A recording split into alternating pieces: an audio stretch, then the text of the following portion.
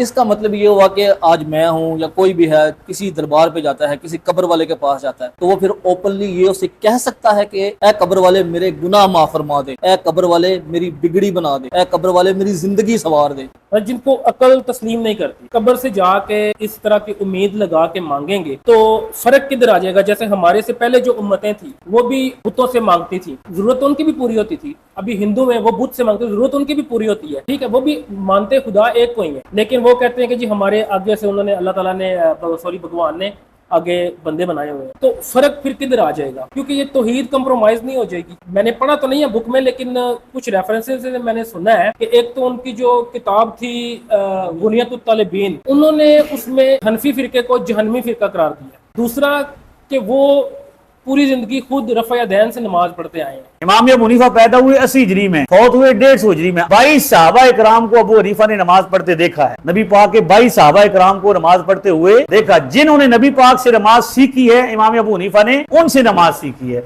और हमें बताइए, तो अब आपने फैसला करना है कि इमाम अबू हनीफा जो सहाबा के से तालीम हासिल करने वाले हैं उनकी रिसर्च पर अमल करना है या उस बंदे की रिसर्च पर अमल करना जो कहता है अरबी जबान में रान को पट कहते हैं। सर अभी थोड़ी देर पहले आप एक बात कर रहे थे कि मुकल्लद या गैर मुकल्लद होना। अब मेरा सवाल ये है कि हम मुकल्लद हों तो किसके हों, नबी अलैहिस्सलाम की ज़ात मुबारका के मुकल्लद हों या बुजुर्गों के मुकल्लद हों। अब हजरत इमाम महदी अलैहिस्सलाम जब आएंगे वो खुद इमाम होंगे, क्या वो भी किसी के मुकल्लद होंगे? अगर वो किसी के मुकल्लद होंगे तो उनकी अपनी इमामत स्टेक पे लग जाएगी, इनको भी छोड़ दें। हजरत ईसा अलैहिस्सलाम दोबारा दुनिया में नाजिल होंगे जो उलुल अज़्म पैगंबरों में से हैं, क्या वो भी मुकल्लद होंगे? और वो जो फैसले करेंगे वो कुरान और हदीस की रोशनी में करेंगे या बुजुर्गों की लिखी हुई किताबों के जरिए फैसले करेंगे? शरीर घोड़ा दो तरह से पूछ रहा था, एक ऐसे ऐसे नॉर्मली, लेकिन जब वो मस्ती में हो तो फिर ऐसे ऐसे करता है।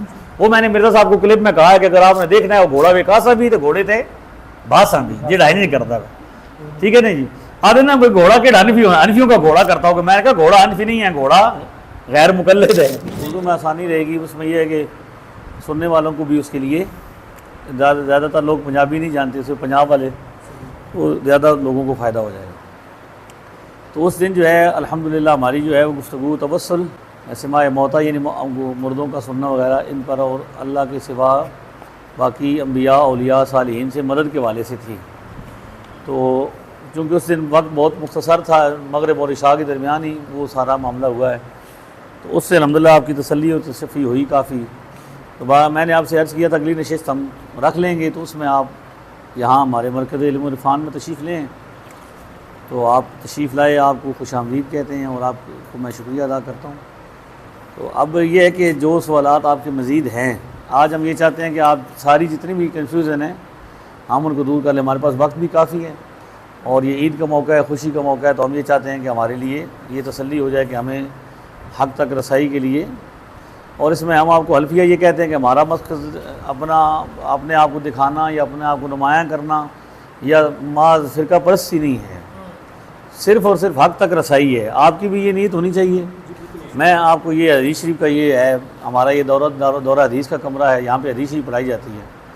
तो इसमें हम बैठे हुए हैं अल्लाह ताला को अलीम व ख़बीर जानते हुए और नबी पाक सल्लल्लाहु अलैहि वसल्लम को हाज़िर नाज़िर जानते हुए हम ये कहते हैं कि हमारा मकसद सिवाय हक़ तक रसाई की और कुछ नहीं है। तो मैंने आपसे गुजारिश ये की थी कि आप जो है वो सवालात लिख लीजिएगा। अगर आपने लिखे हैं तो ज़्यादा जल्दी हो जाएगा मामला, लेकिन अगर आपके जहन में है तो ये होता है कि सवाल मुख्तसर होना चाहिए ताकि जवाब भी हम कोशिश करेंगे कि हम उसको मुख्तसर ही दें ताकि हम ज़्यादा चीज़ों को कवर कर सकें। तो आप बिस्मिल्लाह कीजिए। सवाल है, मैं खुल के बात करूँगा। जी जी बेशक। कि दीन में मसालिक या फ़िरका वारियत मतलब क्यों उसकी ज़रूरत पैदा हुई, जबकि कुरान में लिखा हुआ है कि आपस में तफ़रक़ा मत करो, अल्लाह की रस्सी को मजबूती से पकड़े रखो।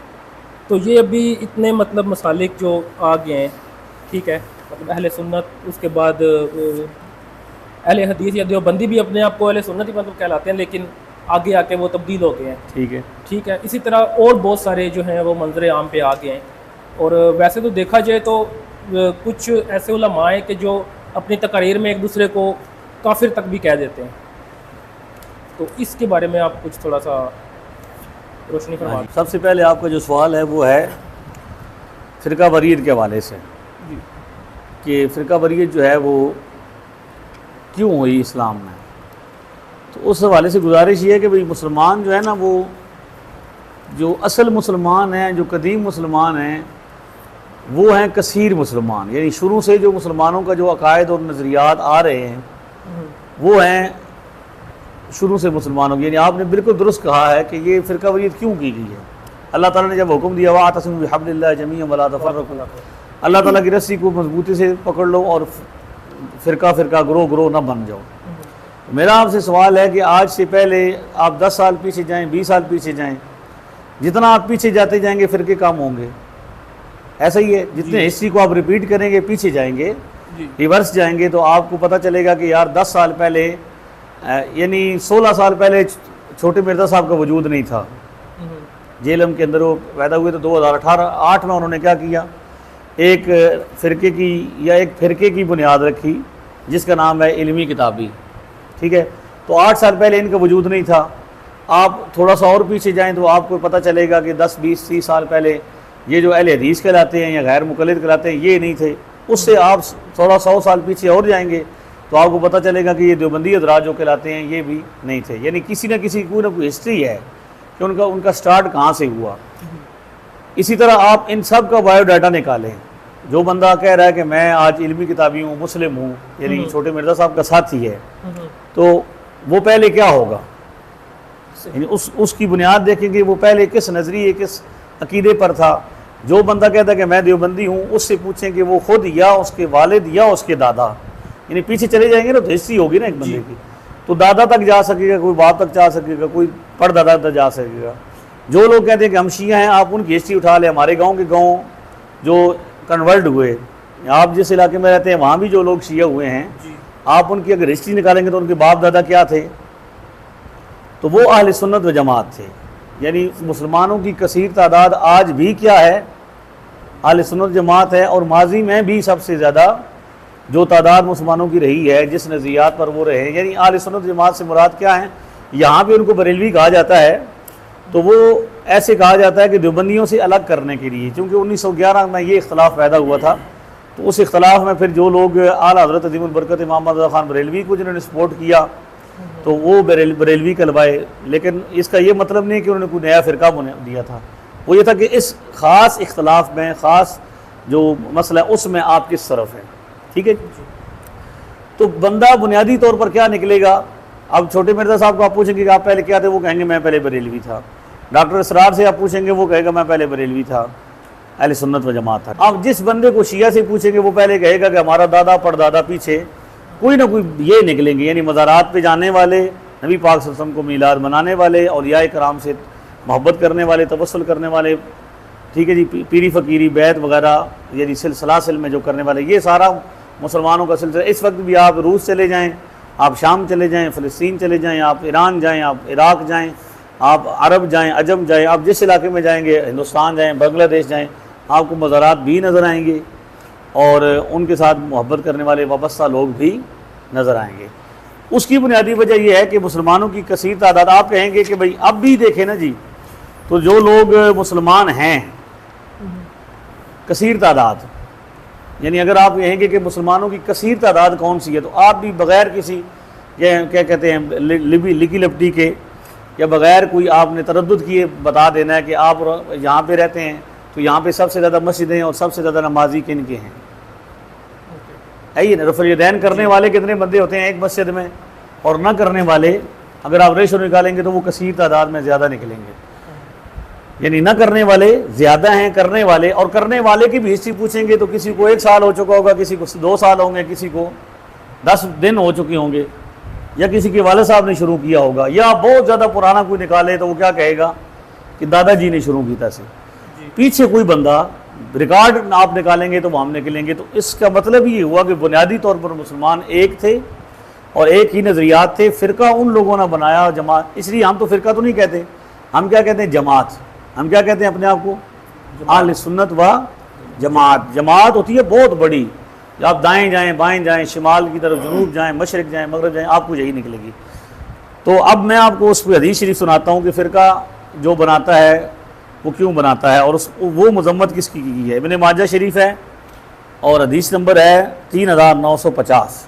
ठीक है जी, ये इब्न माजा शरीफ ऊपर पड़ी। 3950 नंबर हदीस शरीफ है और इस हदीस की रावी हज़रत अनस बिन मालिक रज़ी अल्लाह तआला अन्हु है। नबी पाक सल्लल्लाहु अलैहि वसल्लम ने फरमाया कि यकूल इन्ना उम्मती ला तज्तमिउ अला दलालतिन, मेरी उम्मत कभी भी गुमराही पर जमा नहीं होगी। उम्मत क्या है जी? यानी पूरी की पूरी उम्मत गुमराह नहीं होगी। यहाँ तो कहा जाता है कि एक बंदा जो है वो 16 साल पहले उसने रिसर्च शुरू की और वीडियो बनाना शुरू किया और वो कहता है कि सारी उम्मत मुशरिक है और मैं क्या हूँ, एक मुसलमान। यानी अरबों खरबों लोग हैं ना जी, वो बहुत ज़्यादा है दुनिया में जो ये अकायद रखते हैं। उनके बारे में एक आता है कि पाकिस्तान में तो मुसलमान, पाकिस्तान में सबसे ज़्यादा शिर्क कहाँ पे है, ये कहा जाता है।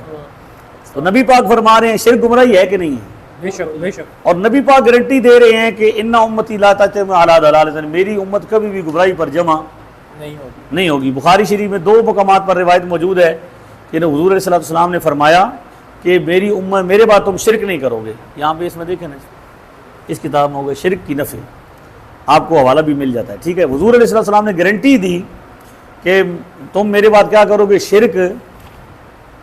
मिंबर पे खड़े होकर हुजूर अलैहि सल्लम ने, क्योंकि ये हम सब का अकीदा नज़रिया है कि अल्लाह ताला ने अपने महबूब को इल्म अता फरमाया है, आने वाले क़यामत तक आपने हर चीज़ को बयान फरमाया है।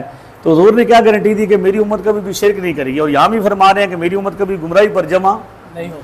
फ़इज़ा रअयतुम इख्तिलाफ़न फ़अलैकुम बिस्सवादिल आज़म, जब तुम इख्तलाफ देखो कि कुल हर बंदा कह रहा है कि मैं ठीक हूँ, मैं ठीक हूँ, मैं ठीक हूँ, तो उस वक्त आम आदमी को क्या करना चाहिए कि हदीस पढ़ना ना आती है और ख़ुद वो रिसर्च शुरू कर दे, अरबी ज़बान ना आती है और ख़ुद कुरान पढ़ना शुरू कर दे। चाहिए तो ये कि वो सीखे, क्या करें, इल्म सीखे और सीखने के बाद फिर ख़ुद रिसर्चर बने।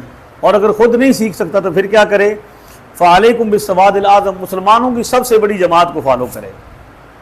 ये इब्ने माजा में हदीस नंबर 3950 हदीस हुजूर इस्लाम पहले बता गए कि एक वक्त आएगा लोग क्या करेंगे, उल्टी सीधी बातें करेंगे, इख्तलाफ हो जाएगा। लेकिन अगर बचना है तो उसकी सबसे बड़ी दलील क्या होगी, यानी सूरत क्या होगी कि मुसलमानों की सबसे बड़ी जमात। आपसे मैं पूछता हूँ, अभी भी मैंने तमीद इसलिए इतनी लंबी बांधी है कि आपको बात समझ आ जाए कि अभी भी आप रिसर्च करेंगे, दुनिया में घूमेंगे तो आपको क्या मिलेगा कि सबसे ज़्यादा क्या हैं, अहले सुन्नत जमात। मुसलमानों को अगर अहले सुन्नत से मुसलमान निकाल दिए, मुसलमानों से अहले सुन्नत निकाल दिए जाएँ तो नबी पाक ने फरमाया कि मेरी उम्मत की 80 सफ़े होंगी क़यामत वाले, सबसे ज़्यादा। अगर हम निकल गए ना बीच में से तो फिर सफ़ा कितनी सारी रह जानियाँ नहीं, फिर तो एक भी सफ़ नहीं बढ़न लगी ना जी। ये जेडे सारे रला मिला के इल्मी किताबी, अहले हदीस, गैर मुकल्लिद, ठीक है, अहले कुरान, देवबंदी, शिया, जितने भी हैं, मिर्ज़ई, कादियानी, नेचरी, सब मिलाकर एक सफ़ भी नहीं बन सकती। ऐसा ही है। तो मुसलमानों ने नहीं बनाए फिर के, हमने नहीं बनाए। जो बंदा जुदा होता है उससे पूछे, देखो ना जी, एक घर के 7 अफराद हैं माशाल्लाह। आप कितने भाई हैं? 3 भाई हैं। आप कितने हैं जी? 6 भाई माशाल्लाह। अल्लाह ताला सबको उम्र दे, सेहत दे, बरकत दे। आप 6 भाई हैं और एक फैमिली आपके वालिदैन भी होंगे। अब आपका वो भाई जो आपसे अलग जुदा होगा, वखरे हो जाएगा, उससे पूछा जाएगा भाई तू भाई क्यों वखरे हुए हैं? या जो बंदा घर जिसने जोड़ रखा है, जो इकट्ठे रह रहे हैं, उनसे पूछा जाएगा भी आपने इख्तलाफ क्यों बनाया है? तो फ़िरका परस्ती का जवाब फ़िरका परस्त देंगे। फ़िरका का मतलब होता है छोटी सी जमात, बिल्कुल चंद बंदे क्या हो जाए, मुसलमानों से अलग हो जाएं। मियाँ साहब यहाँ के बारे बड़े वली अल्लाह ताला के, उन्होंने क्या कहा था, दर मुर्शिदा छड्डी ना ही नहीं तो हो जावेगा रोगी, जेड़ी बकरी अजड़ों निकली वो पग्याना जोगी। तो जो बंदा अलग हुआ ना, जुदा हुआ, उससे पूछा जाएगा। आप देवबंदियों से सवाल करें कि आप अलग क्यों हुए, आप अहले हदीसों से सवाल करें कि आपने हर मसला मुसलमानों के से अलग क्यों निकाला हुआ है। आप छोटे मिर्ज़ा साहब से पूछें कि आपका हर मसला कुर्बानी कब होती है? 10 ज़िलहज को, या आज तो 9 है ना, कल 10 ज़िलहज है, ईद वाले दिन। और अगर कोई बंदा ईद से पहले कुर्बानी कर ले तो उसकी कुर्बानी होगी? ये बुखारी में मौजूद है ना। और बच्चे को मसला पूछे भले, लेकिन छोटे मिर्ज़ा साहब कहते हैं बंदा 1 महीना पहले भी कुर्बानी कर दे, जिसका जानवर क्या हो जाए, ऐब पैदा हो जाए या फड़कना शुरू कर दे, और वो पहली ज़बह कर दे और क्या कर दे, कुर्बानी कर दे, तो उसकी 1 महीना पहले भी कुर्बानी हो जाती। इसी तरह वो कहते हैं तौहीद का मतलब ये है कि भाई जब भी तौहीद बयान होगी तो गुस्ताखी ज़रूर करना पड़ेगी। जब भी तौहीद का मतलब ये कि कोई पैगम्बर, कोई नबी, कोई फरिश्ता अपना पेशाब तक नहीं रोक सकता। यानी ये बातें तो वो कर रहे हैं ना, फ़िरका तो वो बना रहे हैं। मुसलमान तो इकट्ठे थे और इकट्ठे हैं अल्हम्दुलिल्लाह। सवाल उससे करें जो क्या हुआ, अलग हुआ। जो अलग हुआ। तो फिरका तो हम तो कहते हैं जमात बनाए, हम तो कहते हैं इकट्ठे हों, मुसलमान इत्तेहाद पैदा हो। और अल्हम्दुलिल्लाह सबसे ज़्यादा आप गवाह हैं, आप पाकिस्तान के अमन को देखेंगे तो ये लड़ाई झगड़ा ये वहाबियत की सोच की बुनियाद है कि वो मुसलमान नहीं समझते थे, हमको मुशरिक समझते हैं, और वो उन्होंने क्या करना, मारना शुरू कर दिया लोगों को। और अरब में जो दाश बने और वो क्या दूध जितने भी बने वो सारे वो भी उस एक खारिजी सोच के थे, उन्होंने मुसलमानों को क्या किया, कत्ल करना शुरू किया। तो हमारा तो ऐसा नहीं, हम तो हम तो ना फ़िरका हैं ना फ़िरका परस्ती के कायल हैं। हम तो अपने जो हमसे जुदा हो रहे हैं ना जी, जो फ़िरके बन रहे हैं, हम उनको इकट्ठा कर। अब आपसे पता चला कि आपके नज़रियात में कुछ मामलात हैं, हम आपके पास पहुँच के नहीं गए, तो हम फ़िरका तो नहीं बना रहे, हम तो क्या कर रहे हैं, आपको वापस ला रहे हैं। इसी तरह जो भी होगा हम उसको क्या करेंगे, वापस लाएंगे। तो समझ आ गई है इस बात की। यहाँ ये बुखारी शरीफ में ये हदीस शरीफ है, ये है 3596 हदीस शरीफ के रावी हज़रत उक़बा बिन आमिर रज़ी अल्लाह तआला खरज यौमन फसल्ला अला अहले उहदिन सलातहु अलल मय्यत। हुज़ूर अलैहिस्सलाम एक दिन तशरीफ़ लाए, आपने उहद वालों जो शुहदा थे ना, हर साल, अभी मज़ारात पे जाने का मसला भी यहाँ पे ज़िम्नन हल हो गया। उहद में जो शुहदा थे, मज़ारात थे कि नहीं थे, मज़ार किसको कहते हैं, कब्र मुबारक को कहते हैं। नबी पाक सारा साल हर साल में एक दफ़ा क्या करते थे, उहद शरीफ जाते थे और उन पर फिर नमाज पढ़ते थे जैसे मैयत पर नमाज पढ़ी जाती है। तो इसलिए हुजूर हर साल क्या करते थे, सुम्मन सरफ़ा इलल मिंबर, हुजूर ने मिंबर बिछाया, मिंबर पर तशरीफ़ ले गए। फ़क़ाल इन्नी फ़रतुकुम व अना शहीदुन अलैकुम, फरमाया मैं तुमसे पहले पहुँचने वाला हूँ हौज़े कौसर पर, यानी आगे पहुँचने वाला हूँ, तो मैं तुम्हारे लिए क्या हूँ, फ़रत हूँ, यानी पहले पहुँचने वाला हूँ, और तुम पर गवाह हूँ, तुम पर। यहाँ से नबी पाक के हाज़िर नाज़िर का भी मसला हो गया। गवाह कौन होता है जी, जो मौजूद हो मौके पर और देख भी रहा हो। जो मौजूद हो तो उसको हाजिर कहते हैं, और जो देख रहा हो उसको नाजिर कहते हैं, अरबी ज़बान के लफ्ज़ है ना जी। तो नबी पाक सल्लल्लाहु अलैहि वसल्लम हमारे गवाह हैं। अच्छा, नबी पाक की उम्मत सिर्फ वही है जो हुजूर के ज़माने में थी? हुजूर की उम्मत कब तक है? क़यामत तक है ना हुजूर इस्लाम की उम्मत। तो हुजूर इस्लाम ने फरमाया कि मैं पूरी उम्मत पर गवाह हूँ। तो इसका मतलब यह है कि हुजूर हमारे दरमियान मौजूद हैं, हमारे आमाल से आगाह हैं, हमें मुलाजा फरमा रहे हैं। तो ये फरमाया कि मैं तो गवाह हूँ। और इन्नी वल्लाहि अंजुरु इला हौदिल आन, इस वक्त मैं यहाँ पे बैठा हूँ, ओहद के मैदान में मौजूद हूँ, लेकिन मैं हौज़े कौसर को देख रहा हूँ। ये निगाह मुस्तफ़ा है, सुभान अल्लाह। यहाँ बैठे हुए हैं ओहद में, ये देखे ना, ये कहते वो कैसे देख सकते, जो दूरबीन है कोई जी। छोटे मिर्ज़ा साहब तंज करते हैं ना, अगर यहाँ से ना ये ना बताया जाए छोटे मिर्ज़ा साहब को कि ये हदीस बुखारी में है, सिर्फ इतना कहा जाए कि कोई बंदा ये कहे कि मैं इतने बैठे हैं जी, कोई बाबा ये आँख है, यानी नबी पाक का नाम ना लिया जाए, और वहाँ पे क्या लिखा जाए, बाबा जी कहने के बैठे मैं इतने, तो वेखना कितने हाँ, और देखो सर वो तो कुछ जी कहानी है जी, ये तो झूठ है जी, है मैं जी, बाबे तो शह ही कोई नहीं। तो अब हम जब कहेंगे कि ये तो जनाब हदीस बुखारी शरीफ के अंदर हुजूर फरमा रहे कि मैं यहाँ ओहद में हूँ और देख कहाँ पे रहा हूँ, हौज़े कौसर को। व इन्नी कद मा ओती तो ख़ज़ाइन मफ़ातिहल अर्द, यानी इस हदीस में हुजूर ने सारे अकीदे बता दिए। कमाल नहीं है जी कि मेरे पास, मुझे ज़मीन के सारे ख़जानों की चाबियाँ दे दी गई हैं। जिसको चाबियाँ दी जाती हैं उसको मालिक नहीं बनाया जाता कि नहीं बनाया जाता? भाई जिस बंदे के पास चाबी होती है ख़जाने की तो उसको मालिक होता है, या यानी मालिक बनाया है। व इन्नी वल्लाहि मा अख़ाफ़ु बादी अन तुशरिकू, और खुदा की कसम हुजूर ने उठाई, नबी पाक ने क्या कसम उठाई, खुदा की कसम, मुझे इस अपने बाद इस बात का खौफ नहीं है कि तुम शिरक करोगे, शिरक का कोई खौफ नहीं है। अब जो बंदा नबी पाक के इस फरमान के बाद उम्मत को मुशरिक कहता है, वो नबी पाक के इस फरमान के खिलाफ करता है कि नहीं करता? और नबी पाक गारंटी देगी, सर्टिफिकेट देगी कि मेरी उम्मत शिरक नहीं करेगी। और वो कहते हैं जी सबसे ज़्यादा शिरक कहाँ पे हो रहा है? पाकिस्तान में हो रहा है। तो उसे समझाया जाए कि जनाब 3596 नंबर बुखारी शरीफ खोलो थोड़ी जी और उसमें देखो, तो वलाकिन अखाफ़ो अन तनाफसू फ़ीहा, हाँ इस बात का खौफ है कि तुम दुनियादारी में क्या हो जाओगे, लग जाओगे, इसमें हो जाओगे। तो हुजूर अलैहिस्सलाम की उम्मत कभी शिरक नहीं करेगी। उम्मत वो है जो कसीर है, हक वो है जो ज़्यादा है मुसलमानों में, ठीक है, और उसकी पैरवी करनी है। जो अलग होता है, जुदा होता है, वो क्या है, फ़िरका है। ये समझ आ गया आपको मुकम्मल? ठीक।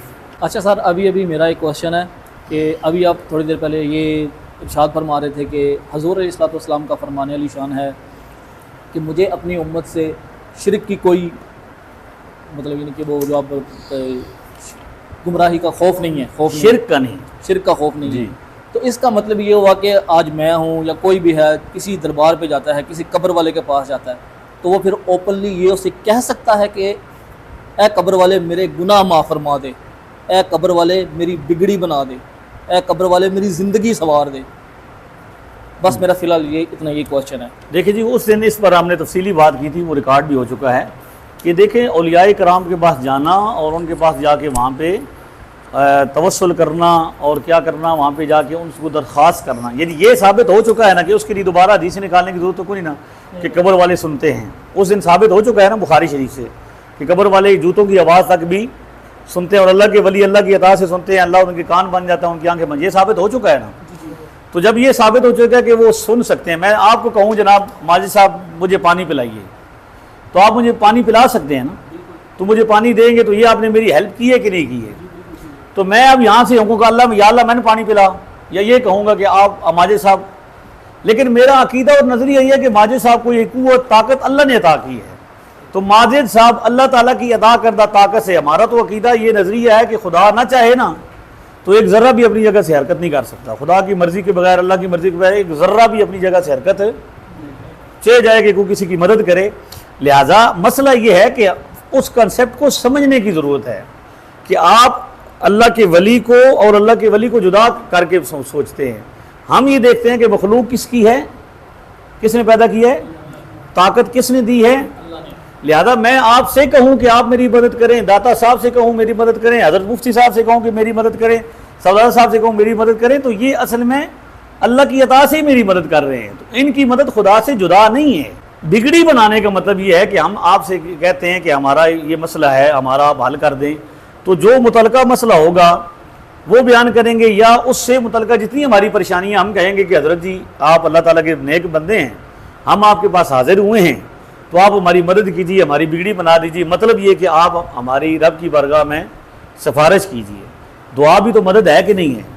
जब एक बंदे को पैसे देना मदद है, किसी बंदे को दुआ देना और उस दुआ से उसके मसले का हल हो जाना, ये भी मदद है कि नहीं है।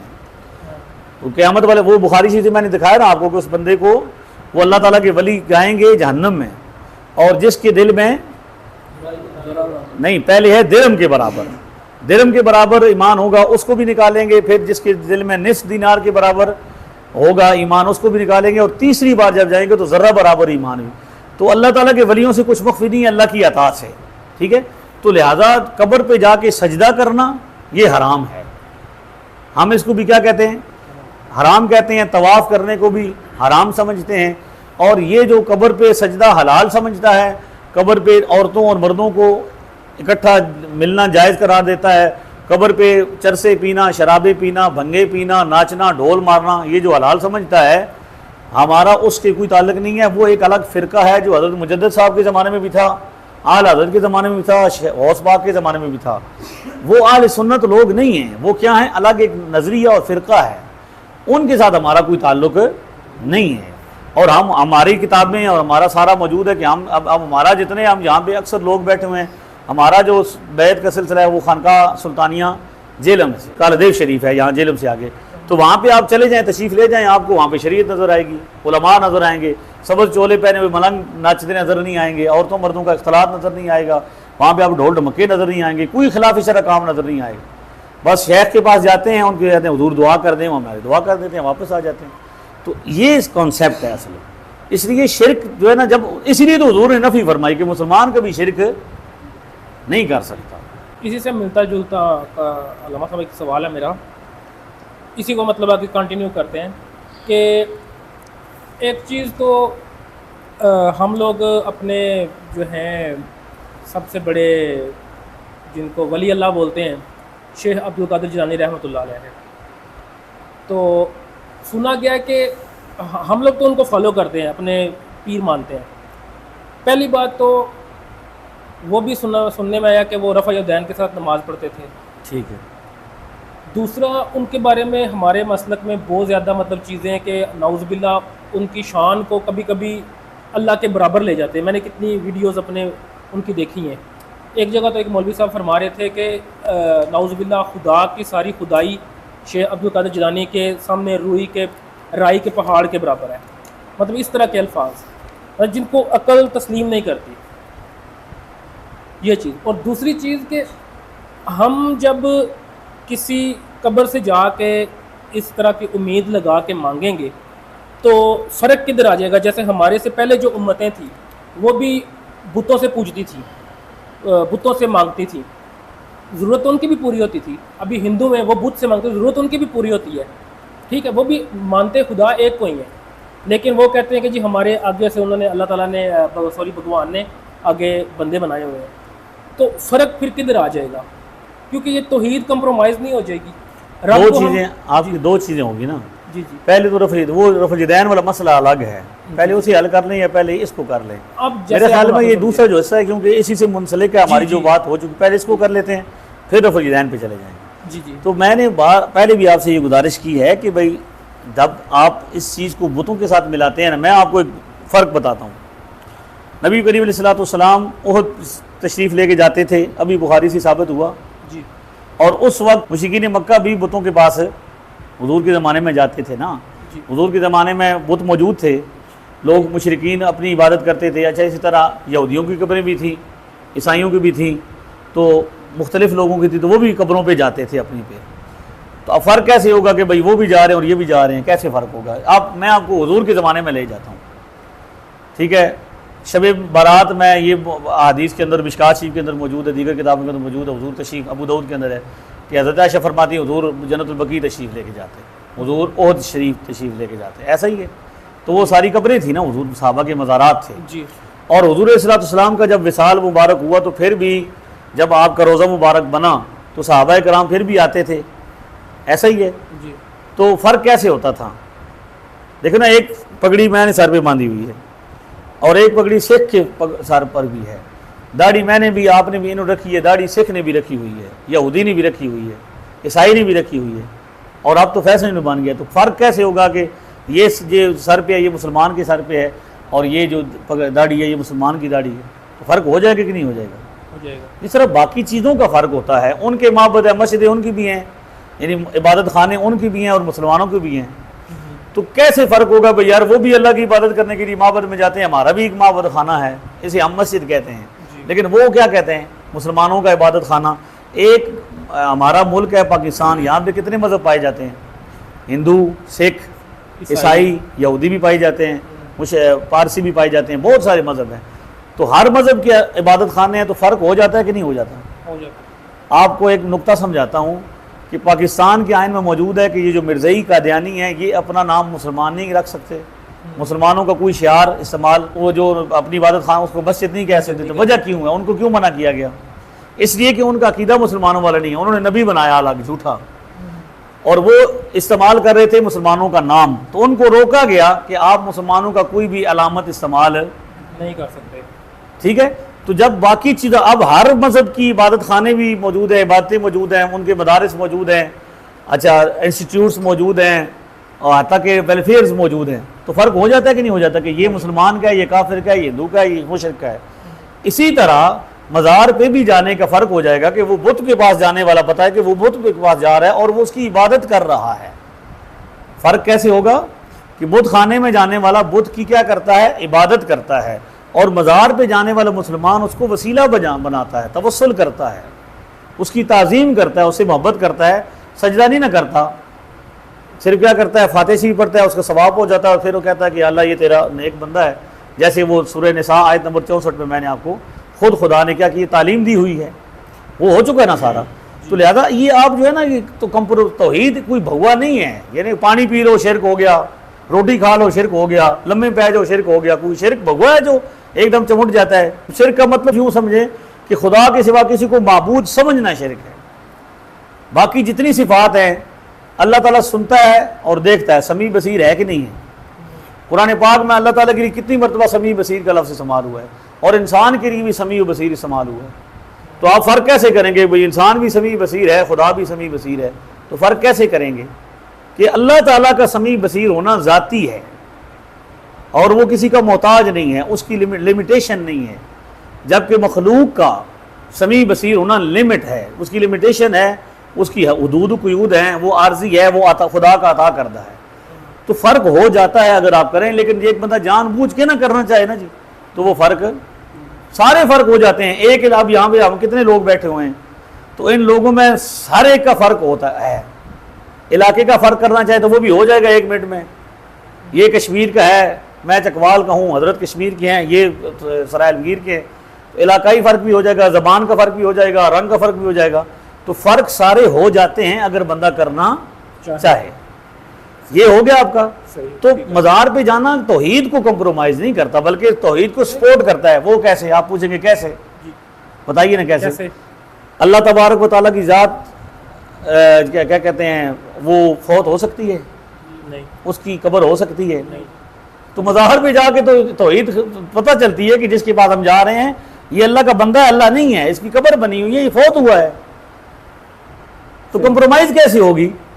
लेकिन मसला ये है कि अगर एक बंदा जानबूझ के करना चाहे, आम लोग भोले भालों लोगों को फंसाना चाहे, वो कह कहता कि जी वो भी हिंदू भी जा रहे हैं, तो भाई आप अगर मज़ारात को एक तरफ कर दें, अब आपने जो कहा कि वो भी जाते हैं, उनकी मुरादें भी पूरी होती हैं, आपकी भी होती हैं, फ़र्क कैसे होगा? तो मैं फ़र्क बताता हूँ। अभी आपसे पूछता हूँ, आपको मसूल बना देता हूँ।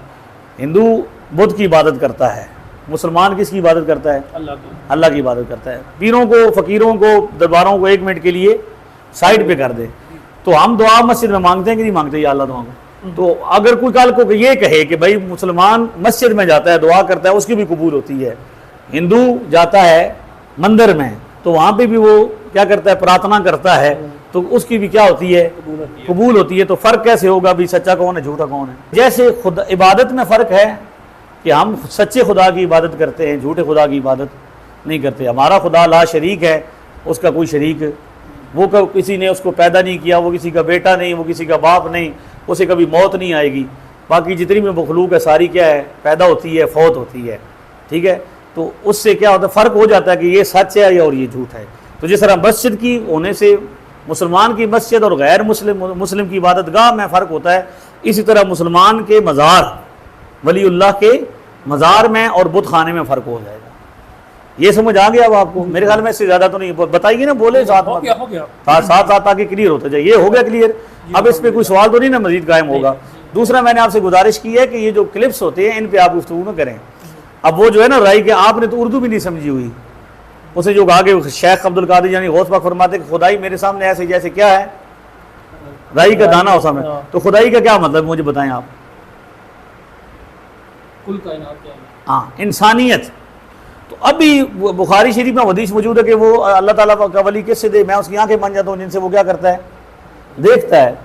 तो उनके कहने का मतलब ये है कि मैं जब करामतन मैं देखता हूँ ना सामने, तो क्योंकि खुदा तबारक व तआला की क्या है, रहमत उस आंखों पर, उस समात पर है, तो फिर दूर और करीब को नहीं है, सारा ऐसे हो जाता है। यानी मैं आपको एक मिसाल देता हूँ, फरिश्ते कितने हैं जो मौत की बंदे के रूह कब्ज करते हैं?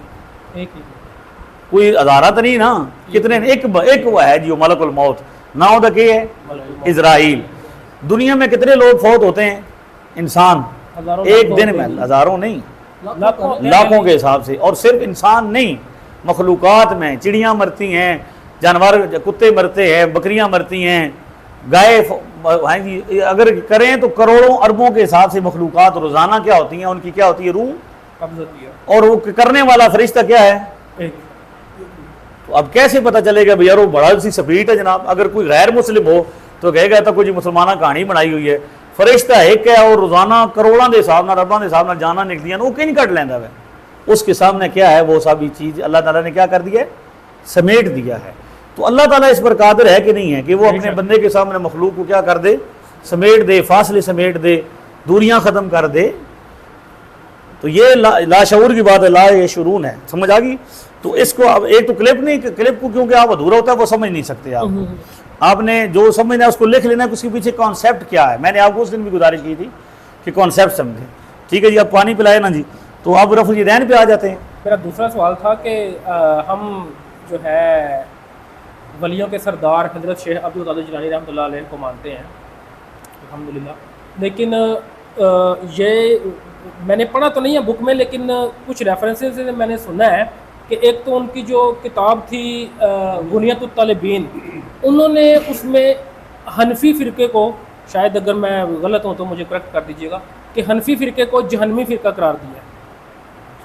दूसरा कि वो पूरी ज़िंदगी खुद रफ़ा दैन से नमाज पढ़ते आए हैं, और ठीक है, और हम नहीं करते। जी, इसके बारे में अच्छा, आप। सबसे पहले तो ये है कि हनफी को जो उन्होंने फ़िरका कहा है कि भी गुमराह फ़िरका कहा है, हाँ, तो असल में ये है कि भाई वो आप उसकी अगर तफसील को देखेंगे तो वो जो ख़ास शख्स जिसके बारे में उन्होंने कहा, एक तो अबू हनीफ़ा के नाम से 100 से ज़्यादा लोग मौजूद हुए हैं दुनिया में के अंदर। अबू हनीफ़ा जिनकी कुनियत हुई है वो 100 से ज़्यादा है। उस पर एक किताब लिखी गई है, वो आप मुझे कहीं मैं आपको दिखा दूँगा, दे दूँगा। एक 100 से ज़्यादा बंदा ऐसा हुआ है जिनकी कुनियत अबू हनीफ़ा रही है।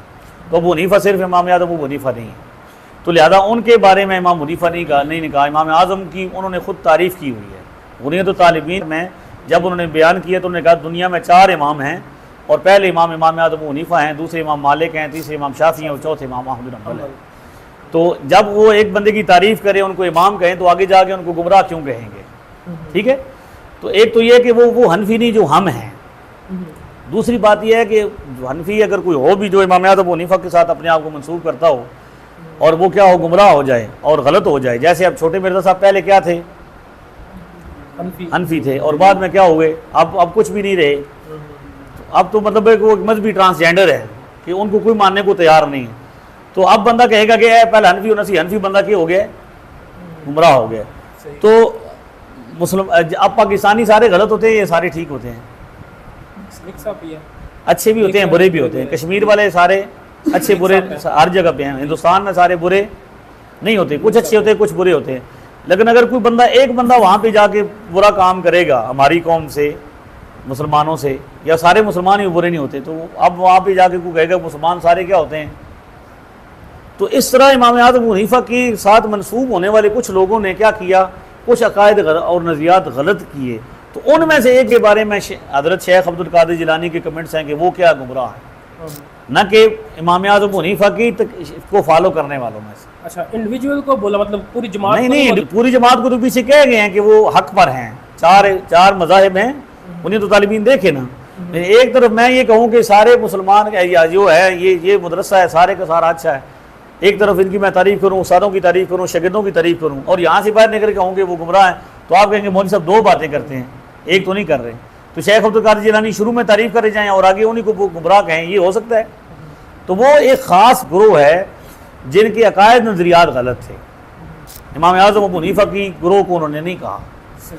दूसरी बात यह है कि जो वो रफ़ुल यदैन करते हैं, तो उसका उन्होंने खुद बुनियत तालिबीन आप पढ़ें। आप मुझे ये बताएं कि आपने वो मकाम पढ़े हज़रत गौस पाक ने रफ़ुल यदैन करने को फ़र्ज़ लिखा है? पढ़ी आपने वो? नहीं, मैंने पढ़ी। पहले तो चाहिए थे कि आप वो पढ़ते, तो ये इतना रिसोर्सेज नहीं है, मतलब लेके पढ़ो, तो लेना आप पहले। सुना था। लेकिन अब ये भी तो अमाज तकलीद, हमें कहा जाता है कि हम तकलीद करते हैं, और उनके मानने वाले उनका सिर्फ क्लिप सुन के तो उनकी बात मान लेते हैं।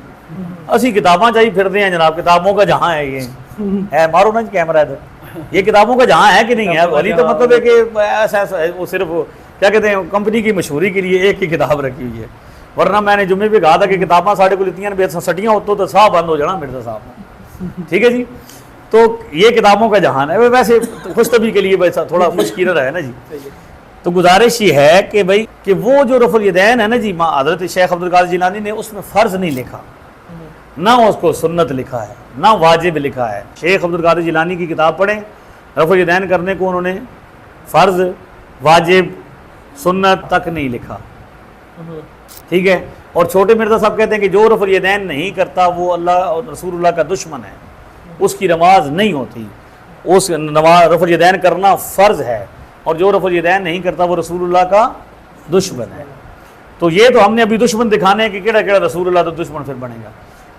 एक तो बात यह है कि उन्होंने नमाज की तरीके में उसको बयान किया। उसकी वजह यह है कि दुनिया में जितने इख्तलाफी मसाइल हैं ना मुसलमानों में, कुछ तो हैं मुत्तफ़िक़ा हैं, यानी 99% मसाइल क्या हैं मुसलमानों के मुत्तफ़िक़ा हैं। कुछ मसाइल ऐसे हैं जो इज्तिहादी हैं, जैसे अब साइंसदान हैं तो बहुत सारी बातों पर मुख्तलिफ इत्तिफ़ाक़ करते हैं, कुछ बातों पर उनका इख्तलाफ है।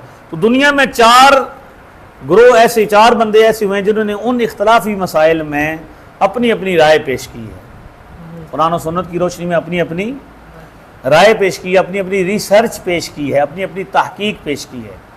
पहली शख्सियत का नाम है इमाम आज़म अबू हनीफ़ा नुमान बिन साबित, जो पैदा हुए 80 हिजरी को और फौत हुए 150 हिजरी। दूसरी शख्सियत का नाम है इमाम मालिक बिन अनस जो 93 हिजरी में पैदा हुए। तीसरे हैं इमाम शाफी जो 150 हिजरी में पैदा हुए और 204 में फौत हुए। और चौथे इमाम अहमद बिन हंबल जो 164 में पैदा हुए और 241 में फौत हुए। ये 4 शख्सियात हैं जिन्होंने इस्लाम के अंदर जो इख्तलाफी मसाइल थे उनका हल पेश करने के लिए अपनी अपनी राय, यानी पहले हज़ारों राय थी, हज़ारों राय के बजाय उम्मत किस पर इतफाक़ कर गई? 4 राय पर। तो रफ़ुल यदैन दरअसल इज्तिहादी मसला है। इसमें क्या था, चूँकि अहादीस दोनों तरफ हैं तो इस वजह से फिर उसमें अइम्मा इकराम ने, इन 4 इमामों ने अपने अपने क्या किए, रिसर्च पेश की। तो अगर हमारे जो इमाम है इमाम अबू हनीफा, दुनिया में सबसे ज़्यादा जिनकी रिसर्च पर अमल होता है ना वो इमाम अबू हनीफा है। और ये मिर्ज़ा साहब भी मान चुके हैं कि सबसे ज़्यादा जो है फॉलोइंग किन की है, इमाम अबू हनीफा रहमतुल्लाह अलैह की। और सबसे कम जो फॉलोइंग है वो ये चौथे इमाम है, इमाम अहमद बिन हंबल की। तो हज़रत शेख अब्दुल कादिर जिलानी खुद मुज्तहिद नहीं, खुद उन्होंने रिसर्च नहीं की भी, उन्होंने कहा कि मैंने अकेली रिसर्च पेश की और मेरी रिसर्च के मुताबिक और हदीस के मुताबिक ऐसा है, ऐसा उन्होंने नहीं कहा। उन्होंने कहा कि मैं इन 4 रिसर्चों में से चौथी रिसर्च को क्या करता हूँ, एक्सेप्ट करता हूँ। लिहाजा मेरे इमाम अहमद बिन हंबल हैं, उन्होंने किसी जगह पे भी ये नहीं कहा कि जो रफ़ुल यदैन नहीं करता वो क्या है, रसूलुल्लाह का दुश्मन, उसकी नमाज नहीं होती है, और इमाम हनीफा नहीं करते तो वो भी गलत हैं, ऐसा उन्होंने नहीं कहा। तो वो हमारी तरह हैं, हमारी तरह जिस तरह हम एक इमाम की रिसर्च को मानते हैं वो भी एक इमाम की रिसर्च को मानते हैं। वो मुकल्लिद हैं, वो मुज्तहिद नहीं है। ठीक है, तो इसी तरह कानून ये है कि या तो आप क्या बन जाएं, अबू हनीफा बने या मालिक बने या शाफी बने या अहमद बिन हंबल बने या हसन रज़ा बने या शेख अब्दुल कादिर जिलानी बने। ये जो तीसरी कौम है ना कि जो ना अबू हनीफा बनती है ना अबू हनीफा के पीछे चलती है, ना अहमद बिन हंबल बनती है ना अहमद बिन हंबल के पीछे, यानी या तो उन जैसी रिसर्च करो ना, उनके सामने हर चीज़ का फिर हल पेश करो कि रफ़ुल यदैन करने वाली हदीसें हैं और ना भी करने वाली हदीसें हैं। तो नबी पाक दिन में कितनी नमाज़ें पढ़ते थे? 5। तो 5 नमाज़ों में क्या क्या तरीके हैं? एक नमाज में ऐसे करते थे और एक नमाज में ऐसे करते थे और एक नमाज में ऐसे करते थे और एक नमाज यहाँ बांधते थे और एक नमाज में हाथ यहाँ बांधते थे और एक नमाज में ऐसा करते थे हुजूर। अगर ये मान लिया जाए ना तो फिर तो इंज ही होती ना, हदीसा पढ़ो थे तो फिर के अहले हदीस बनो तो फिर क्या होगा? सुबह फजर की नमाज यहाँ पे, जोर की नमाज यहाँ पे, असर की नमाज यहाँ पे, मगरिब की नमाज यहाँ पे और इशा की नमाज इंज ही करना पड़ता। उतना ही होता है ना, कम तला ना होना कोई नहीं। तो मतलब ये है कि भाई ऐसा नहीं है, हम तक जो रिवायात पहुँची हैं वो मुख्तलिफ हैं। अब उनको समझने के लिए, उनको फ़र्क करने के लिए उस दर्जे का इल्म चाहिए जिनको फ़र्क कर सके। तो शेख अब्दुल कादिर जिलानी उस फ़न के आदमी नहीं हमारे। अच्छा, सवाल है कि आप बड़ा मानते हैं, तो हम उनको बड़ा मानते हैं। वो तसव्वुफ़ में हमारे इमाम हैं। किसमें? तसव्वुफ़ में। हर फ़न का एक माहिर होता है कि नहीं होता? तो फ़िक़्ह में हमारे इमाम अबू हनीफ़ा हैं। ठीक है, तो इसी तरह जो तसव्वुफ़ में हमारे इमाम हैं कादरियों के, वो शेख अब्दुल कादिर जिलानी हैं। नक्शबंदियों के हज़रत मुजद्दिद साहब हैं और इसी तरह चिश्तियों के ख्वाजा साहब हैं और सोहरवर्दियों के हज़रत शहाबुद्दीन सोहरवर्दी हैं। तो एक फ़नून है वो अब एक साइंस का माहिर होता है। डॉक्टर कितने डॉक्टर हैं? कुछ डॉक्टर क्या आँख के माहिरीन हैं, आँख के स्पेशलिस्ट हैं, कुछ दिल के स्पेशलिस्ट हैं, कुछ मैदे के स्पेशलिस्ट हैं। आप मैदे वाले के पास जाके कहें भाई आँख का इलाज कर, भाई तू डॉक्टर है चंगा औलादे बने पड़ी मेरा आँख, वो करेगा? तो हर फन का एक माहिर है। तो शेख अब्दुल कादिर जिलानी अल्लाह अल्लाह करने के, तसव्वुफ़ के, इसके हैं। तो उन्होंने किसी जगह पे भी नहीं कहा कि मैं रफ़ुल यदैन करता हूँ तो मैं इस वजह से करता हूँ। एक बात यह है, हम उनकी तरह हैं रफ़ुल यदैन न करने में। दूसरी बात यह है कि हमारे इमाम अगरचे 4 इमाम हैं और हमारे इमाम कौन हैं? इमाम अबू हनीफ़ा हैं।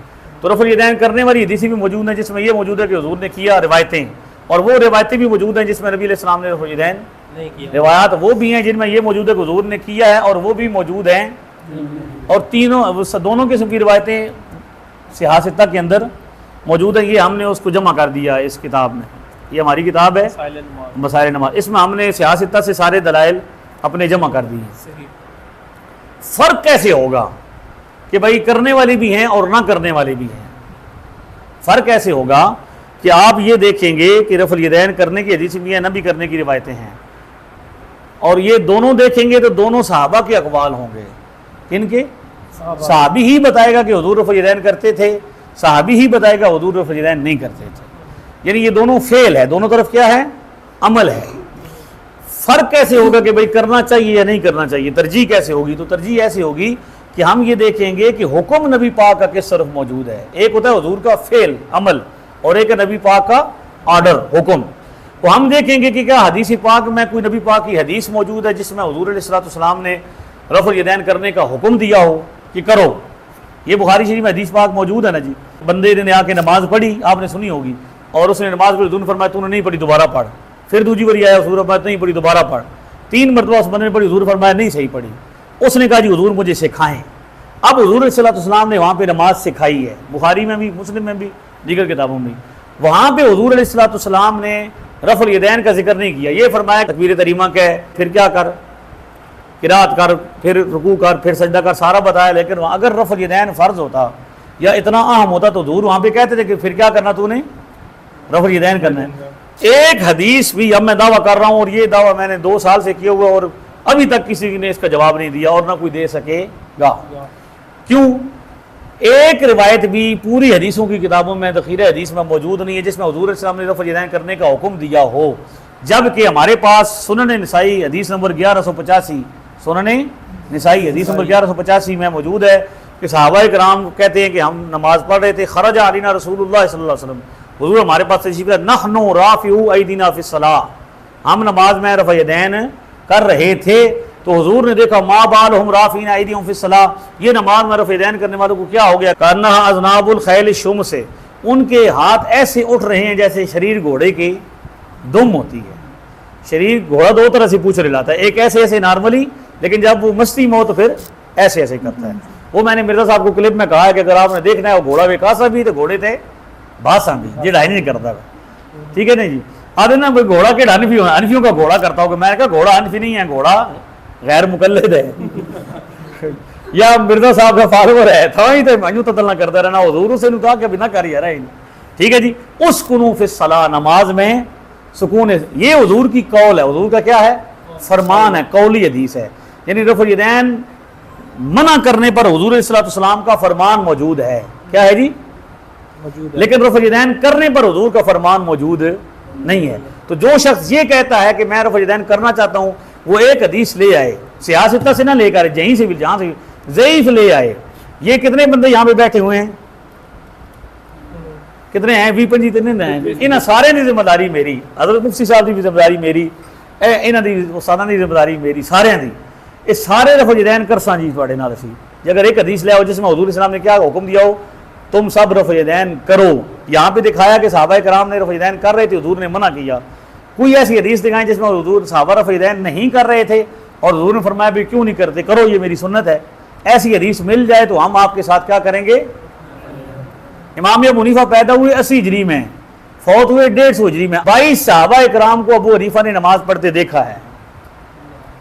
नबी पाक के 22 सहाबा किराम को नमाज पढ़ते हुए देखा। जिन्होंने नबी पाक से नमाज सीखी है, इमाम अबू हनीफा ने उनसे नमाज सीखी है और हमें बताइए। तो अब आपने फैसला करना है कि इमाम अबू हनीफा जो सहाबा के से तालीम हासिल करने वाले हैं, उनकी रिसर्च पर अमल करना है या उस बंदे की रिसर्च पर अमल करना है जो कहता है अरबी ज़बान में रान को पट कहते हैं। ठीक है जी, आगे जी।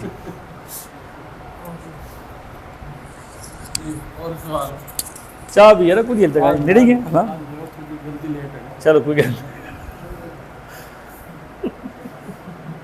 ये क्लियर होया। रफ़ुल यदैन वाला दस सुने, माइक दो जी पहले एक बारी, पहले इतनी अच्छी अपना जोर लाया जनाब। जी जी मेरा क्लियर हो गया। रफ़ुल यदैन करने के हवाले से आप देखते हैं भाई हम असर अरसे से नहीं कर रहे हैं, मैं नहीं कर रहा, मेरा बाप नहीं कर रहा, मेरा दादा, मैं ना 7-8 नस्लों से शेखुल हदीस हूँ। मेरे वाले साहब, मेरे दादा, मेरे पड़दादा, मेरे लकड़ दादा, पीछे कोई वो जो बुजुर्गों ने 10 नस्लें बताई थी कि ये सारे शेखुल हदीस और मौलवी सन। ठीक है, और वो भी नहीं करते थे यार, मेरे तो तगड़े मौलवी सन, वो नहीं करते सन, मैं नहीं करता, जहान नहीं करता साडा, उस अल्लामा फारूक बंजाली आराम फरमाया, वो नहीं करते, जिन्हें हदीस याद की जबानी पढ़ाते उन्होंने संसान इतने सारी जिंदगी पढ़ाया, वो नहीं करते। लेकिन पढ़ बंदे की गल मननी। ठीक है जी, तो रफ़ुल यदैन नबी पाक ने खुद मना किया। सही, ये समझ आ गया, क्लियर हो गया। ठीक हो। सर अभी थोड़ी देर पहले आप एक बात कर रहे थे कि मुकल्लद या गैर मुकल्लद होना, अब मेरा सवाल ये है कि हम मुकल्लद हों तो किसके हों? नबी अलैहिस्सलातु वस्सलाम की ज़ात मुबारका के मुकल्लद हों या बुज़ुर्गों के मुकल्लद हों? अब हज़रत इमाम महदी अलैहिस्सलाम जब आएंगे वो ख़ुद इमाम होंगे, क्या वो भी किसी के मुकल्लद होंगे? अगर वो किसी के मुकल्लद होंगे तो उनकी अपनी इमामत स्टेक पे लग जाएगी, इनको भी छोड़ दें। हज़रत ईसा अलैहिस्सलाम दोबारा दुनिया में नाज़िल होंगे जो उलुल अज़्म पैगम्बरों में से हैं, क्या वो भी मुकल्लद होंगे? और वो जो फ़ैसले करेंगे वो कुरान और हदीस की रोशनी में करेंगे या बुज़ुर्गों की लिखी हुई किताबों के ज़रिए फ़ैसले करेंगे? मेरा ये सवाल है। बहुत अच्छा सवाल आपका। देखिए जी, भाई ने कितना अच्छा सवाल किया है कि भाई क्या मुकल्लिद होना वो ज़रूरी है? भाई नबी पाक सल्लल्लाहु अलैहि वसल्लम का मुकल्लिद होना चाहिए या इमामों का मुकल्लिद होना चाहिए? तो उससे हवाले से मेरी गुजारिश ये है कि अभी मैंने आपसे कहा कि भाई तकलीद का मतलब है किसी के पीछे चलना, तो आप इमाम बने। तकलीद का मतलब है कि पीछे चलना किसी के, तो इमाम बने जनाब। जितनी हदीसें हैं सारी हिफ्ज़ आपको याद होनी चाहिए ज़बान। और हदीसों की तादाद कितनी है? आई थिंक 10 लाख है। हैं जी? 10 लाख। 10 लाख हदीस आपको याद होनी चाहिए ज़बानी। मुश्किल है। सुन लो ना, फिर हम तकलीद ना करो। और 10 लाख हदीसों में से कितनी हदीसें मनसूख हो चुकी हैं और कितनी नहीं हो चुकी, इसका भी आपको पता होना चाहिए। तारीख़ हदीस का आपको पता होना चाहिए, कौन सी हदीस पहले हुजूर ने कब फरमाई थी और कौन सी बाद में, कौन सी पहले की और कौन सी बाद की है। हदीस के मानी और मफ़हूम पर आपको पूरा अबूर होना चाहिए कि हदीस में जब लफ्ज़ आता है, मसलन मिसाल तौर पर काला आता है, तो काला का माना क्या होगा, यकूलो का माना क्या होगा और कुल का माना क्या होगा। और इसी तरह जो जो अब मसलन कीरात लफ्ज़ है, गरीब हदीस है, वो आपको याद होनी चाहिए। कुरान पाक सारा आपको याद होनी चाहिए। कुरान पाक के अंदर जितनी हदीसें, जितनी कोई आयात मनसूख हैं, कितनी नासिख हैं, कितनी आम हैं, कितनी ख़ास हैं, कितनी मुतलक हैं, कितनी जनाब क्या कहते हैं आम हैं, ख़ास हैं, ये सारी मुश्किल हैं, वो सारी आपको पता होना चाहिए। और जितने उलूम और फ़नून हैं वो सारों पर अबूर होना चाहिए आप, ठीक है। और फिर आप फ़र्क कर सकें कि भाई सुनन नसाई के अंदर हदीस है जिसमें रफ़्अ यदैन से मना किया गया है। बुखारी में रिवायत है कि भाई हुज़ूर इस्लाम के बारे में साहबी ने कहा कि हुज़ूर रफ़्अ यदैन करते थे। किसी में के रफ़्अ यदैन रुकू के दरमियान करते थे और सजदों के दरमियान भी करते थे, किसी में के सजदों के दरमियान नहीं करते थे, किसी में है कि भाई पहली मरतबा करते थे, हर रकत पे करते थे, हर तकबीर पे, किसी में है कि शुरू में करते थे बाद में। तो ये फ़र्क करेंगे कि कौन सी हदीस सही है और कौन सी नहीं है। तो ये अगर आप करने, मैंने अभी आपको इशारा नहीं दिया था कि या अबू हनीफा बने या अबू हनीफा के पीछे। नबी पाक से तो आपकी मुलाकात अगर हमारी होती ज़ाहिर फिज़िकली तो हम तो उनकी बात मानते। लिहाजा जब उम्मत में इख्तलाफ हुआ, यही जो आज वक्त ना कि हर बंदा मुजतहिद मान रहा है, यानी अब तो ये है ना कि पहले ज़माने के जो लोग थे ना, उस ज़माने के वो आलिम और होते थे, बड़े तगड़े लोग हुआ करते थे, तो वो इख्तलाफ करते थे। तो उस वक्त फिर इन 4 लोगों ने क्या किया, दुनिया को इकट्ठा कर दिया। यानी इमाम हनीफा की तकलीद की जाती है लेकिन इमाम बैकी की तकलीद नहीं की जाती। इमाम बैकी भी हदीसों का हाफ़िज़ है। इमाम अबू हनीफा की तकलीद की जाती है लेकिन इमाम तहावी की तकलीद नहीं की जाती, हालांकि वो भी बहुत बड़े मुहद्दिस हैं। तो उन्होंने कहा कि गाल ख़त्म करो, मुकाओ और क्या करो, बात समेट दो। अगर हदीसों की तरफ चले जाएंगे, हर बंदा हदीस को फॉलो करेगा, तो एक हदीस आप लेके आएंगे, दूसरी उसकी मुकाबिल खड़ी होगी। आपने इब्न अबी शैबा सुना है नाम? जी जी। उसमें तो ये है कि भाई ये आपने सुना होगा कि ये जो है ना, ये टेक लगा के कुत्ते की तरह नहीं बैठना नमाज में, लेकिन आगे होगा कि उसमें हुजूर ने पढ़ी भी है। दोनों तरफ हर चीज़ होगी। जो मैंने भी कहा कि यहाँ पर हाथ पहुँच जाएंगे, फिर हाथ फिर आखिर तक कितना पहुँचने ने, सिर तक पहुँच जाने जी, अगर आप असी मौके बन गए थे। लिहाजा 2 ही सूरतें हर फन में, और ये फितरी चीज़ है, तकलीद फितरी चीज़ है। आप क्या काम करते हैं बताए ना? आप मेडिसिन की कंपनी में जॉब करते हैं। मेडिसिन की काम। तो मेडिसिन में अगर मेरे सर में दर्द हो या हजरत के सर में दर्द हो या छोटे मिर्जा साहब के सर में दर्द हो, 3 ही बंदे चलो उतराए बड़े नजम होंगे, तो हम तीनों मिर्दे आज तुसी भी रहे हो, मिर्दे हो तुसी? अच्छा माशाल्लाह। तो ये है कि भाई आपके सर में दर्द होता है जब, या किसी के सर में दर्द, तो डॉक्टर के पास जाता है, आप मेडिकल के शोबे से, जी जी, तो उसे कहते हैं मेरे सर में दर्द है, मेरे पेट में दर्द है, मुझे बुखार है, मुझे दवाई दें। तो वो दवाई आपको देता है, भाई ऐ सुबह खानी है, शाम है, दिहाड़ी है, राती। तो आप उससे पूछते हैं पहले दलील से साबित कर भाई मैं बीमार हाँ, और फिर दलील से साबित करके ये गोली जो है ये कैसे बनी है, कहाँ से आई है, पूरी रिसर्च मेरे सामने पेश कर, फिर मैं गोली लूँगा। ऐसा आज तक किसी ने किया है? नहीं यार हक तो रखते हैं ना भाई, मेडिसिन भी तो एक फ़न है। तो उससे आप क्या कहेंगे, भाई एडी तकलीफ है ना जी भाई जी, तो फिर क्या करो, इधर आ जाओ, इस स्पैशल हो जाओ, तो स्पैशलिस्ट हो जाओ, तो पता चल जासी। लेकिन तुसी ओ मरीज बनना क्या चाहते हो, तो मरीज होंदा तो डॉक्टर होंदा, लिहाजा तुसी मरीज। इसी तरह तकलीद और मुजतहिद में फ़र्क है। मुजतहिद स्पेशलिस्ट है। कोई बंदा अगर ये चाहता कि मैं तकलीद ना करूँ, वो मुजतहिद बन जाए। और मुजतहिद ऐसा हो, अब जो जिन जगह बनया मुजतहिद वो ऐसा है जो कहता है कि अरबी ज़बान में रान को पट कहते हैं, ठीक है, और जो होती है ना घास, उसको दाल और बेदब कहते हैं, ठीक है। तो ये मुजतहिद उन साढ़े सामने से उनके करिए, फिर दस और मुँह कुछ है। तो बात करने का मकसद ये है कि भाई हम आम आदमी के लिए हुक्म क्या है कि वो हर मामले में क्या करेगा। यहाँ पे मिस्त्री लगाते हैं तो उससे राय नहीं पूछते, उससे दलील नहीं मांगते, भाई है जो सी तैनी, उसको कहते हैं ऐसे करना है, वो कर देता है। इलेक्ट्रीशियन आता है तो उसकी तकलीद की जाती है, प्लम्बर आता है तो उसकी तकलीद की जाती है, हर फन का माहिर है तो उसकी क्या की जाती है, उससे दलील नहीं मांगी जाती। ऐसा ही है ना। हाँ, आप अगर बनना चाहते हैं तो उस फन के स्पेशलिस्ट हो जाए तो आप खुद कर दे, बिस्मिल्लाह करें। ऐसा ही है ना जी। तो ये हो गया आपका आम आदमी का सवाल। और कुरान पाक ने भी इसी का हुक्म दिया, फस्अलू अहल ज़िक्र इन कुंतुम ला तालमून, अगर तुम नहीं जानते तो उनके पीछे जो लोग जो क्या हैं, इल्म वाले, अहले इल्म, या अहले इल्म बन जाओ। नबी पाक ने फरमाया या आलिम बन, या तालिब इल्म बन, या तालिब इल्मों से और आलमों से मोहब्बत करने वाला बन, उनसे तावन करने वाला बन, या उनसे क्या कर मोहब्बत करने वाला बन, और पांचवा ना बन। तो यहाँ पे यह कि वो पांचवा बनने की कोशिश की जा रही है। अब अगला हिस्सा है आखिरी है जो आपका कि भाई इमाम महदी आएंगे तो क्या करेंगे। तो इमाम महदी के बारे में हदीसों में मौजूद है कि वो मुश्कात शरीफ में हदीस में मौजूद है, युस्लिहुल्लाहु फी लैलतिन, एक रात में उनको सब कुछ अल्लाह ताला अता कर देगा। लिहाजा उन्हें तकलीद की ज़रूरत नहीं होंगे, वो खुद मुजतहिद होंगे। और अल्लाह का नबी ईसा अलैहिस्सलाम भी खुद क्या होंगे, मुजतहिद होंगे। ये अलग बात है कि वो जो इज्तिहाद करेंगे वो मुसलमानों के मुताबिक ही हो, मुसलमानों के खिलाफ वो इन नहीं करेंगे। भाई अरबा खरबा दुनिया की तरीका नमाज एक तरफ होएगा तो अपना वखरा कट सन। ऐसा ही है ना कि बंदा सी यार साड़ियाँ तो नस्ल जनाब क़यामत तो पहले पढ़दियाँ मर गई, दफन हो गई। हुण सानूं पता लगा भी साड़ी तो जी हदीस सी वो ज़ईफ सी। राती हदीस होंदियां 500 ज़ईफ, सवेर होंदी तो 400 बचती है, 100 की हो जाती है, शहीद हो जाती है। अगला दिन गुजरता तो 400 रह जानियां, फिर सुबह पता लगता भी 100 और ज़ईफ हो गई जी। ऐ सियासत सी, सियासत आखते सन ना, खेड बनाई ना, हदीस को खेड बना लेना लोगों ने। सियासत का मतलब है सिया सही की जमा है 6 सही किताबें, यानी इन किताबों में क्या थी, सारी की सारी सही थी। लेकिन जब अस अपनी दलीलें में कटी हुई साड़ियाँ दलीलें मौजूद तो वो सारियाँ हो गई ज़ईफ हो गई। ठीक है जी। लिहाजा नबी को या इमाम को इज्तिहाद की जरूरत, उसकी तकलीद की ज़रूरत है, तकलीद आम आदमी की ज़रूरत है। ठीक है जी।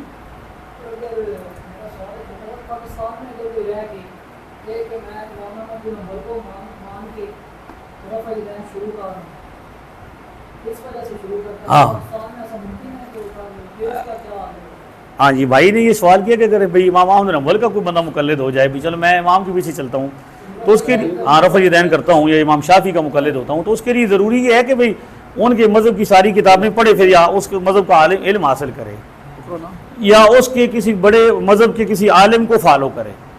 तो यहाँ पे हम्बलियों का कोई आलिम मौजूद नहीं, हम्बलियों का कोई मदरसा मौजूद नहीं, ना शाफियों को मौजूद है, तो उसके लिए शिफ्ट होना पड़ेगा। इराक़ शरीफ चला जाए, शाम चला जाए, किसी अरब इलाके में जाके बसे, और वहाँ पे शाफी भी होते हैं, मालिकी भी होते हैं, तो उनके साथ रहना शुरू कर दी। कोई हर्ज नहीं। अकायद के हवाले से सवाल आपके पूरे हो गए, आपकी क्लीननेस हो गई है जी सर, क्लीननेस आपकी भी हो गई है जी। ठीक है, इसके अलावा भी कोई हैं तो हम हाजिर हैं। नहीं सर, फिलहाल आज आपने फिर हमारे साथ शामिल होना है दोबारा, जहाँ पे आप जहाँ से गए थे फिर आपने वापस आना है इंशाल्लाह सर। तो बस उसमें सिर्फ हमारी गुजारिश सिर्फ इतनी सारी है कि आइंदा भी आपने, चाहे किसी भी तबके का बंदा हो, क्लिप होता है अधूरा। अब मैं यहाँ पे बैठा हूँ ना, कितने बंदे हैं, लेकिन ये वीडियो सिर्फ मुझे कवर कर रही है।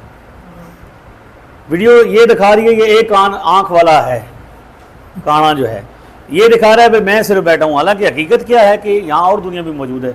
वीडियो में पूरी बात नहीं होती, अधूरी होती है। तो जिंदा बनने से मिलें, जो जिस बंदे की वीडियो सुने उसी की सुने जिसको जिंदा मिलना मुमकिन हो।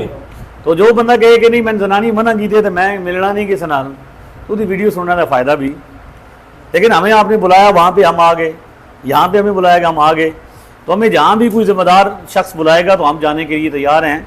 हमें ना जनानी ने मना किया ना अम्मी ने मना। अम्मी ने भी कहा था कि पुत्र दीन की खिदमत करनी, तो जनानी भी आके अभी जो करना नहीं दीन की खिदमत करो ना जी, कौन रजी।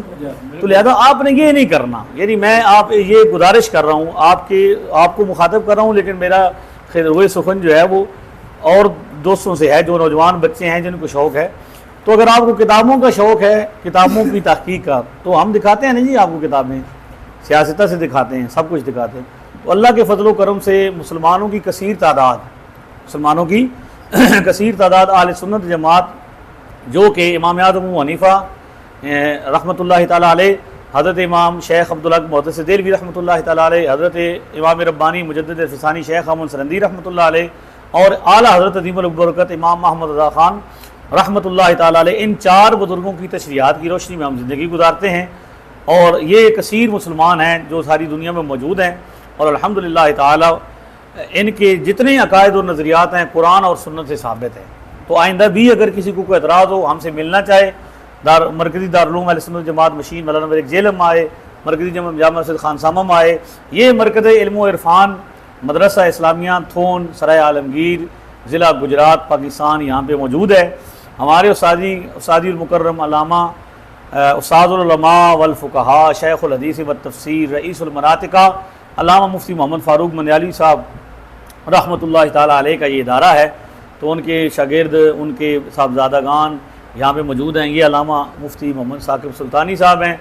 इनकी काविशों से पहले भी अल्हम्दुलिल्लाह बहुत सारे लोग यहाँ पे वापस मनहज अहले सुन्नत पर आए हैं, और अल्हम्दुलिल्लाह आइंदा भी ये भी आज की जो नशिस्त थी और उस दिन भी जो हमारी नशिस्त हुई, ये इनकी काविशों से है। हमारे उस्तादुल मुकर्रम के साहबज़ादे हैं अल्लामा मोहम्मद तलहा साहब नक्शबंदी मददुल आली। ये उस्तादों के बाद ये इनके बड़े भाई अल्लामा साद अल-वाहिदी साहब दोनों मिल के इस इदारे को चला रहे हैं।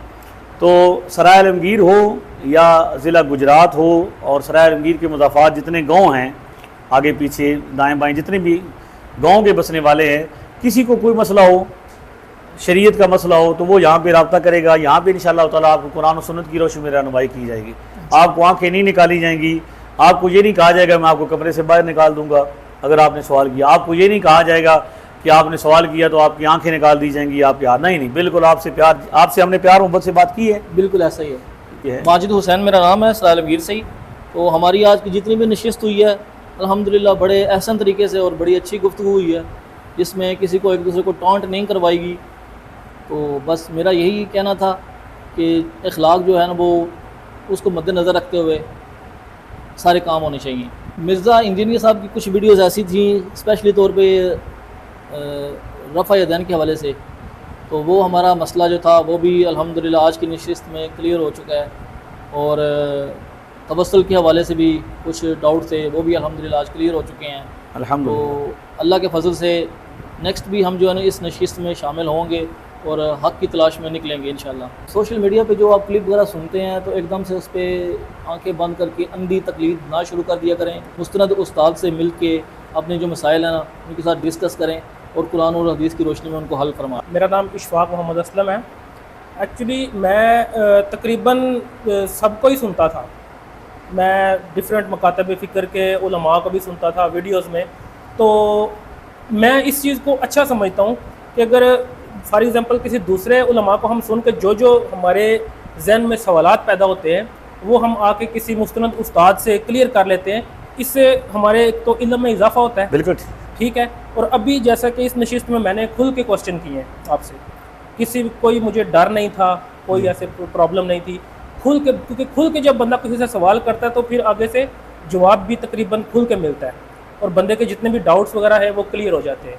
तो मैं अल्हम्दुलिल्लाह आगे भी अगर मुझे कुछ भी दीन के मामलात में कुछ भी मुझे इल्म में इजाफे के लिए कुछ भी चाहिए होगा तो मैं हाजिर होता रहूँगा, ठीक है, अपने मज़ीद सवालात लेके इंशाल्लाह। आज की नशिस्त में आपको नशिस्त में अल्हम्दुलिल्लाह जो है वो मुतमईन जो अहले सुन्नत जमात की जितने अकायद और नज़रियात हैं वो कुरान और सुन्नत के मुताबिक आपको समझाए गए हैं और आपको ये समझ आए बेशक अल्हम्दुलिल्लाह ताला। आज मदरसा इस्लामिया थोन के अंदर मोहसिन अहले सुन्नत हज़रत अल्लामा मौलाना मुफ्ती हसन रज़ा यंदरम साहब आप तशरीफ़ लेकर आए और आपके साथ बहुत सारे भी उलमा तशरीफ़ लेकर आए, और मिर्ज़ा जलमी साहब के कुछ फॉलोवर थे, उनको कुछ डाउट थे, तो आपने कुरान और हदीस की रोशनी में उनको हाल फरमाया और अल्हम्दुलिल्लाह जो उन लोगों के डाउट थे या इतराज़ात थे कुरान और हदीस की रोशनी के अंदर उन्होंने हल फरमाया। वो पूरे वसूख के साथ कह सकते हैं कि हम बाकिया जो हमारी ज़िंदगी है वो कुरान और हदीस के मुताबिक गुजारेंगे, और जो बाकी जो हमारे दोस्त अहबाब हैं कि जो मिर्ज़ा जल्मी के रवश पर चल रहे हैं या उसके तरीके पर चल रहे हैं, हम इतना कह सकते हैं कि उन लोगों को हम अपने तरीके के साथ यानी जो कुरान और हदीस से आज हमने समझा है ख़ुद ब खुद हम उनको कुरान और हदीस से दलाल देकर उनको राह रास्त पर ला सकते हैं। अल्लाह तबारक व तआला से दुआ है अल्लाह ताला इस फितने से हमको निजात अता फ़रमाए, और इन जैसे लोगों को कि जो दीन की तबलीग और इशाअत के लिए कोशा हैं, अल्लाह ताला इनके साया अहले सुन्नत पर दादेर कायम दायम रखे, और अल्लाह ताला हम सब को अहले सुन्नत पर मुत्तफ़िक़ रहने की तौफ़ीक़ अता फ़रमाए।